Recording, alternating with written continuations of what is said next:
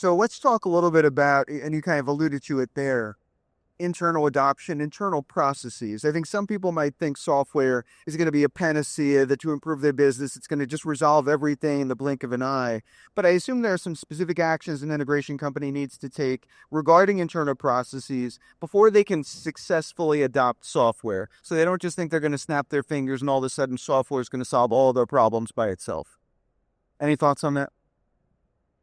I think from a process standpoint, this again, if we're talking about industry-specific software for companies that essentially all do the same thing, our processes are common. Every integration business that folks on the show floor and in the industry generally does the same thing by virtue of what we do for a living, right? As integrators, so.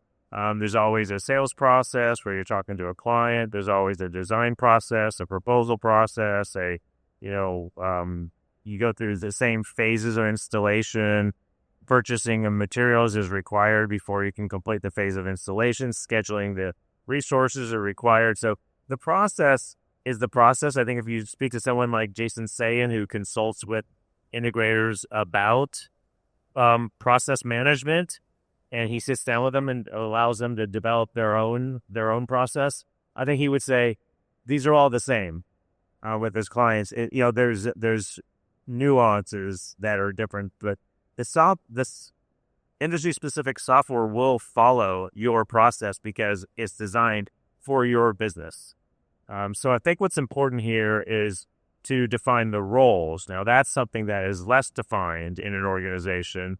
And understanding what the different roles are in the selection, which we just talked about, and the deployment of the software as it relates to the roles within the organization, right? So if they're a salesperson, they're going to be involved in the estimating and quoting. If they're a project manager, they're going to be involved in the scheduling and purchasing. And there's someone in materials management that's going to handle inventory, accounting, etc. So it's role specific, and I think that's the important part, is that we look at what the roles are and what role they play as it relates to the deployment of the software. So to Randy's point about most of the processes being similar, and I think it's true, the question is, where do the handoffs happen between humans? We might call one human a project manager, but they have an engineering component. We might call one person a salesperson, but they have a project management, whatever the answer might be. So the handoff that's happening throughout the software process needs to be well-defined. Randy mentioned Jason Sayin. He's a friend. We've known him for a long time. He does great work. When he walks in, he sits down and he says, okay, the process might be similar, but the swim lanes of where those handoffs happen and who's clicking the button in the piece of software, it delineates the confusion. And it allows people to say, this is where the ball is handed from and to. And I think historically, most companies don't do a good job of defining that. And they might know it, but they don't define it. And then therefore, the software then just leads to more confusion of replicating that process and who does what when. I think the other kind of idea about this panacea, software deployment can absolutely add a ton of value to your world. And I don't see any issue with doing that, and I would highly encourage it. It needs to be done in a modular approach. So when you look at the business modules that exist within a piece of software, there could be a sales module, a CRM module, a purchasing module, a time tracking module.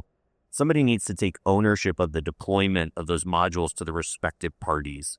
And then there needs to be this question about stickiness. So when we would deploy a change in our company, a process change, a people change, a software change, we had to monitor that really, really well for at least 30 days to ensure that that new thing had taken traction within the organization. It's actually at its most fragile every time you do a module deployment or update within that first 30 days. And so in the same way that there might be an overarching project manager or program manager for the software deployment, there might actually be small project managers of deployment within teams. And I think having that done correctly enables those modules to dovetail nicely into each other. And there are some things that are absolutely need to be order of operations done before others. And there's some things that might need to be deployed concurrently or concurrently across teams.